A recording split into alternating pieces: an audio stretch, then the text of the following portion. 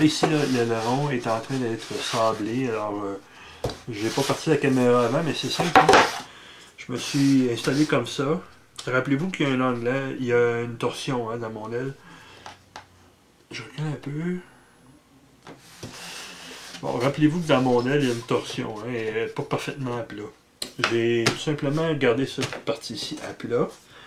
J'ai gardé mon aileron bien à plat ici. Alors, voilà l'aileron. Je l'ai gardé bien à plat.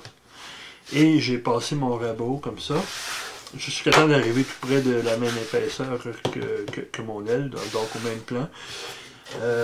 Et j'ai fait ça toute la longueur. Ensuite, j'ai pris mon papier sablé 80 et j'ai simplement fait un sablage pour en arriver le plus droit possible.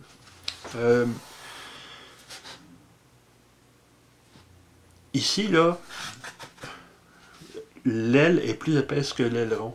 Alors, j'aurais pas le choix. Là. Ici, il y a une partie qui n'est pas sablée du tout.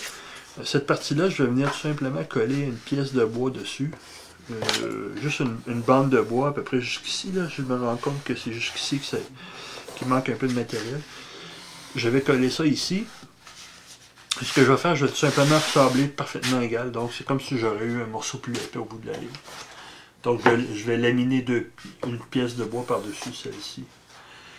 Rappelez-vous qu'il y a une torsion hein, dans mon aile. Et quand j'ai choisi mon bois pour faire mes ailerons, je me suis rendu compte que mon bois aussi avait une certaine torsion dedans. Je me suis arrangé pour que cette torsion-là soit dans le même sens que mon aile. Là, par contre, j'en ai un petit peu trop. Et puis, en fait, mon aileron ici est un peu trop épais.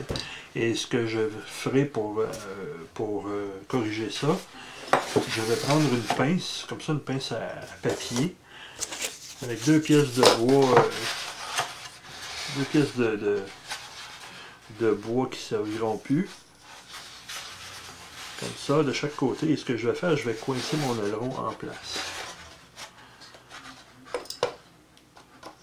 Comme ceci.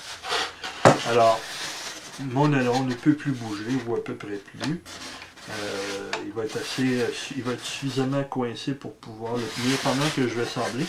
Et maintenant qu'il est parfaitement égal à ce bout-ci, ce que je peux maintenant faire, c'est m'installer avec mon bloc à sabler et venir donner tout simplement rendre l'aileron exactement pareil, exactement au même niveau que mon aile de ce côté-ci.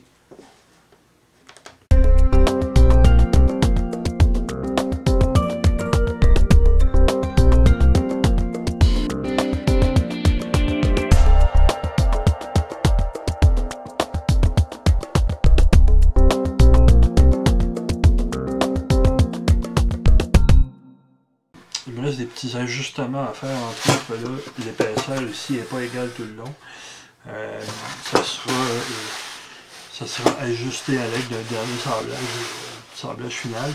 Ici, je vous ai parlé tantôt qu'il y avait des chances que mes tiges de mes peintures sortent. Et c'est ce qui est arrivé ici, on le voit à peine à l'écran, mais le basain est très mince ici. Alors, ça sera à surveiller quand je ferai l'installation pour pas que ça fasse une marque qui soit visible.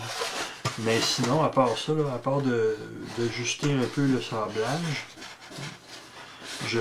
on peut considérer que l'aileron est fait. Donc laminer la pièce de bois pour finir le sablage, mais sinon ça sera fait. Et puis aussi peut-être rectifier le demi-cercle de ce côté-ci. Et mon aileron sera sablé et j'en suis très content car je déteste faire cette portion-là.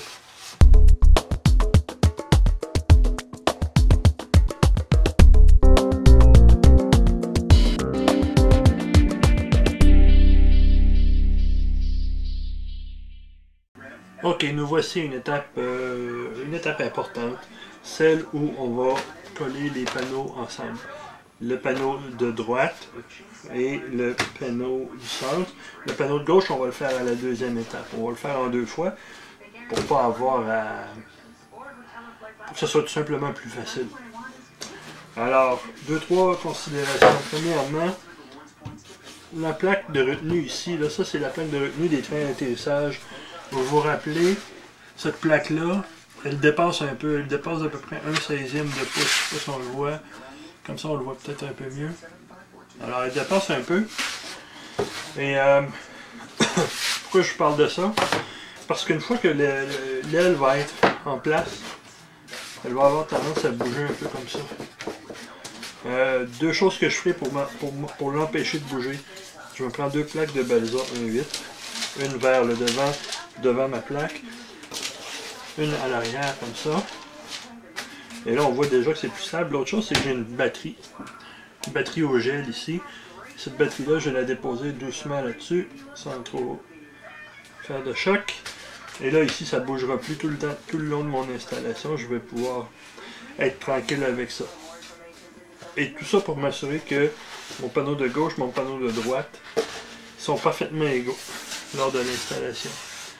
L'autre chose que j'ai ici, un bloc de 2 pouces et quart et une plaque de quart, un total de 2 pouces et demi, comme il était indiqué sur le plan. Il faut que le bout d'aile soit relevé d'à peu près 2 pouces et demi, comme ceci. Et ça, tout ça, ça a pour effet que le joint ici entre les deux panneaux d'aile est minimisé. Et je vais vous prendre dans mes mains et je vais vous amener pour le voir. Alors, comme vous voyez, on voit ici qu'on constate très bien qu'il y a le washout, donc que le devant de l'aile est un petit peu penché vers justement vers le devant, donc l'angle d'incidence est un peu plus prononcé. Et le fameux joint ici. Donc vous voyez, c'est parfaitement égal. Bon, je pense que c'est pas mal enfin. Et c'est prêt ça à être collé. Finalement, avant de procéder, voilà. Avant de procéder au collage, collage que je vais faire à l'époxy 30 minutes, que vous voyez ici. Avant de procéder au collage, je dois passer une extension de cerveau entre la partie centrale et le bout ici. Alors, aussi simple que ça. Mon extension ici, je dois la sortir de ce trou-là et l'amener jusqu'à ce trou-là. Pour faire ça, je vais utiliser différents outils. Une tige de fer, des petites pinces, un petit peu de ruban.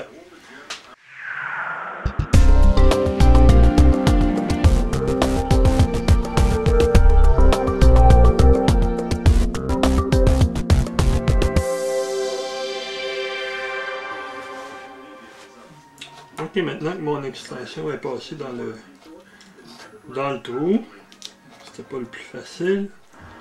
Ça n'a pas pris très longtemps de toute façon. Il faut faire attention à une couple de choses.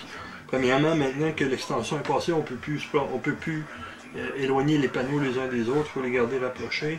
Et il ne faut pas trop non plus tirer sur cette partie de l'extension, parce que ça risque de la tirer hors de ces trous dans l'aile ici. Et je ne voudrais pas avoir à ouvrir un canal ici dans l'aile pour avoir à la retrouver. Maintenant, je peux me réinstaller pour coller mon aile.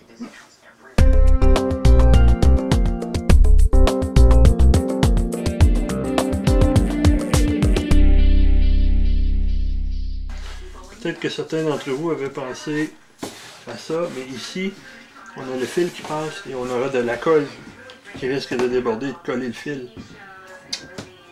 Pour éviter que le fil soit collé, je pense que je vais prendre un peu de papier sulfurisé comme ça.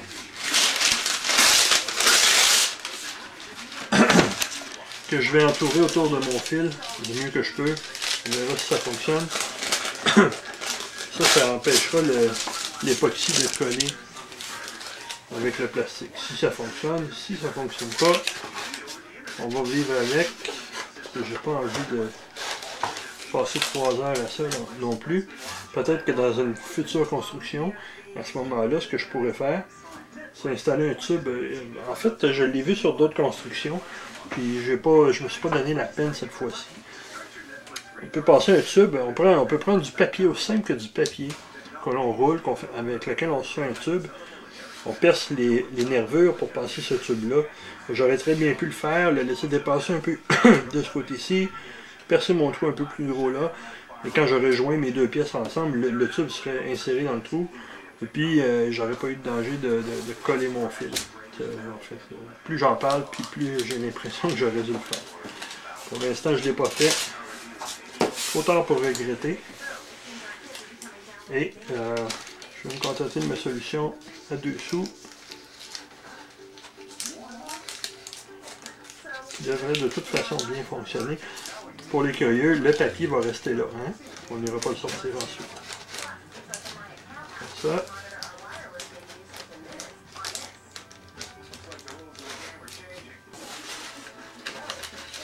Et voilà.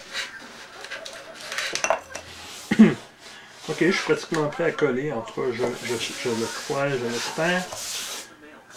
Je mélange ma colle et j'installe mon aile. Lorsqu'elle sera collée, lorsque j'aurai fini de la coller, je vais faire 2 choses. Premièrement, je vais m'assurer que sur le dessus, j'ai pas trop de colle qui dépasse. Puis s'il y en a, je vais le nettoyer avec de l'alcool.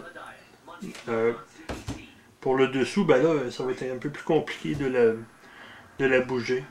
Je vais attendre qu'elle durcisse un peu, qu'elle commence à se solidifier. Et quand ce sera le cas, je pourrai la bouger sans trop la forcer. Mais je pourrai certainement la bouger, la pencher vers le devant. Et tant que la colle sera tendre, venir enlever l'excédent s'il y en a. Parce que aussi, je peux faire attention pour ne pas en mettre trop vers le bas pour pas que ça coule.